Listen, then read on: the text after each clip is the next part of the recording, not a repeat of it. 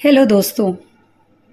आज की इस वीडियो से हम एक नई सीरीज शुरू करने जा रहे हैं जिसमें हम वेदों में छिपी हुई उन रहस्यमय बातों को आपके सामने प्रस्तुत करने की कोशिश करेंगे जो हम सभी के लिए जानना जरूरी है। आज की इस वीडियो का टॉपिक है आत्मा का विज्ञान, द साइंस ऑफ सोल। दोस्तों, यह जानना जरूरी है कि हम असल में कौन हैं, ताकि हम समझ सकें कि हमें क्या करना है और इस दुनिया में हमारा क्या रोल है।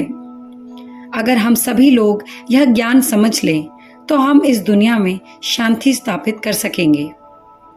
बिना इस जानकारी के सच्ची शांति की उम्मीद कम है। हर कोई अपनी पहचान खोजने की कोशिश कर रहा है, लेकिन सबका तरीका अलग है। लोग खुशी और मन की शांति पाने के लिए जीवन को व्यवस्थित करने की कोशिश कर रहे हैं। जब हम अपनी पहचान खोजने की बात करते हैं तो लोग सोचते हैं कि यह सिर्फ अपनी पसंद का चुनाव करना है, जैसे कि कोई व्यवसाय यानी कि प्रोफेशन, फिल्म स्टार बनना या क्रिकेटर बनना। किसी भी प्रोफेशन का चुनाव करना शायद अपनी पहचान खोजने जैसा है, लेकिन ऐसा नहीं है दोस्तों। यहाँ तक कि यंगस्टर्स अपने आदर्शों के साथ यानी अपने रोल मॉडल्स के साथ अपने पहचान बनाने के लिए मेहनत करते हैं। लेकिन अगर यह हमारी असली पहचान नहीं है तो आखिर हमारी असली पहचान क्या है? हमारी असली पहचान तो समय के साथ बदलती रहती है। जैसे जैसे हम बड़े होते हैं हमारी पहचान भी बदलती है। हम वास्तव में कौन हैं, हमारा रिलीजन, हमारी थॉट प्रोसेस, हमारा करियर, यहाँ तक कि कई बार हमारा नाम भी बदल जाता है। लेकिन हमारी असली पहचान क्या है? हमें अपने आप को ध्यान से देखना चाहिए। क्या हम सच में जानते हैं कि हम कौन हैं? क्या हम सिर्फ शरीर हैं, मन हैं या कुछ और हैं? आइए जानते हैं कि वेदों में आत्मा की उपस्थिति के बारे में क्या बताया गया है। जब किसी इंसान को नियर डेथ एक्सपीरियंस होता है, यानी कि मौत के मुंह से लौट कर आना, तो हम जान पाते हैं कि उनके साथ क्या हुआ। लेकिन अगर वे फिर भी अपने शरीर में नहीं लौटते तो क्या होता है? अगर वे मर जाते हैं तो वे कहाँ जाते हैं? मृत्यु क्या सब कुछ का अंत है? जब कोई मरता है तो परिवार वाले रोते हैं, लेकिन क्या वह सच में चला गया? उनका शरीर तो वही है। अगर वे गए हैं तो वह क्या हिस्सा था जो हमने नहीं देखा? वेदों में आत्मा के बारे में गहराई से बताया गया है। छांदोग्य उपनिषद में कहा गया है कि जो भी है उसकी सूक्ष्मता आत्मा है। यह सत्य है और यही आप हैं। उपनिषदों में उदाहरण दिए गए हैं, जैसे नमक जब पानी में मिल जाता है तो वह दिखता नहीं, लेकिन पानी का स्वाद लेकर हम जान सकते हैं कि नमक वहाँ है। इसी तरह हमारे शरीर में आत्मा है, हालांकि हम इसे सीधे सीधे देख नहीं सकते। भगवत गीता में कहा गया है कि जैसे सूरज इस पूरे ब्रह्मांड को रोशन करता है, वैसे ही आत्मा शरीर को चेतना द्वारा रोशन करती है। चेतना का अर्थ है कॉन्शियसनेस। अगर हमारे अंदर कॉन्शियसनेस नहीं है तो हम यह कहते हैं कि यह व्यक्ति जीवित नहीं है। चेतना को हम महसूस कर सकते हैं, जैसे शरीर के किसी हिस्से को चुटकी भरना हमें दर्द का एहसास कराता है। यह चेतना का संकेत है जो सभी जीवों में होती है। जब आत्मा शरीर छोड़ती है तो शरीर धीरे धीरे नष्ट हो जाता है। जो लोग हमें प्रिय हैं, जैसे परिवार और दोस्त, वे केवल आत्मा की उपस्थिति के कारण हमें प्रिय हैं।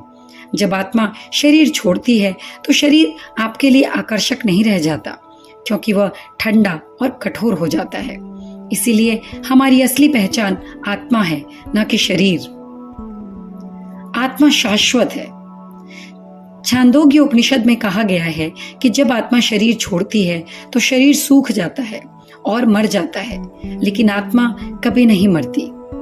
बाइबल में भी बताया गया है कि जो चीजें दिखाई देती हैं वह टेम्पररी हैं, लेकिन जो अदृश्य हैं वे शाश्वत हैं।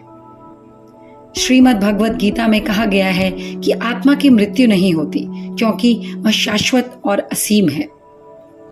भगवत गीता में भगवान श्री कृष्ण अर्जुन से कह रहे हैं, कभी भी ऐसा नहीं हुआ कि मैं या तुम या ये सभी राजा नहीं थे। आत्मा एक शरीर से दूसरे शरीर में जाती रहती है। आत्मा को इस परिवर्तन से भ्रमित नहीं होना चाहिए। आत्मा अमर और अविनाशी है, कोई भी उसे नष्ट नहीं कर सकता। केवल भौतिक शरीर नष्ट होता है। आत्मा न जन्म लेती है न मृत्यु होती है। जैसे हम पुराने कपड़े छोड़कर नए कपड़े पहनते हैं, वैसे ही आत्मा भी नए शरीर को धारण करती है। इस ज्ञान से हमें यह समझना चाहिए कि मृत्यु के समय हमारा अस्तित्व खत्म नहीं होता। आत्मा अपनी यात्रा जारी रखती है। अगर किसी ने सही आध्यात्मिक मार्ग पर चलकर अभ्यास किया है तो अगला जन्म भौतिक नहीं बल्कि आध्यात्मिक हो सकता है। आत्मा अविनाशी है और उसे न तो कोई हथियार काट सकता है, न आग जला सकती है, न पानी भिगो सकता है। आत्मा हमेशा एक सी रहती है और इसे देख पाना मुश्किल है। हमें इस पर दुख नहीं करना चाहिए। कहा जाता है हमें किसी प्राणी के लिए दुख नहीं करना चाहिए, तो इसका अर्थ यह नहीं है कि दूसरों के दुख में दुखी नहीं होना है। हमें दूसरों के प्रति सहानुभूति रखनी चाहिए और उनकी मदद करनी चाहिए। लेकिन असली सहानुभूति और मदद तो तब होगी जब एक आत्मा दूसरी आत्मा को उसकी आध्यात्मिक पहचान कराने में उसकी मदद करे। उदाहरण के लिए, जैसे शरीर छोटा होता है और मर जाता है, आत्मा नहीं मरती, वह बस शरीर बदलती है। शरीर एक कपड़े की तरह है जो हम कुछ समय पहनते हैं। अगर हम किसी को दुखी देखते हैं तो हमें सिर्फ उसके कपड़े नहीं बचाने बल्कि उसके अंदर की आत्मा की मदद करनी चाहिए। आध्यात्मिक पहचान को समझना सभी जीवन की समस्याओं का समाधान है। जैसे जैसे हम अपनी आध्यात्मिक पहचान को पहचानते हैं, हमें समझ में आता है कि हम सिर्फ भौतिक शरीर नहीं हैं। असली दृष्टि का मतलब है कि हम सभी की आध्यात्मिक प्रकृति को पहचानें। अगली वीडियो में हम समझेंगे कि आखिर वेदों में आत्मा का क्या स्वरूप बताया गया है। इस वीडियो में इतना ही दोस्तों। Thank you.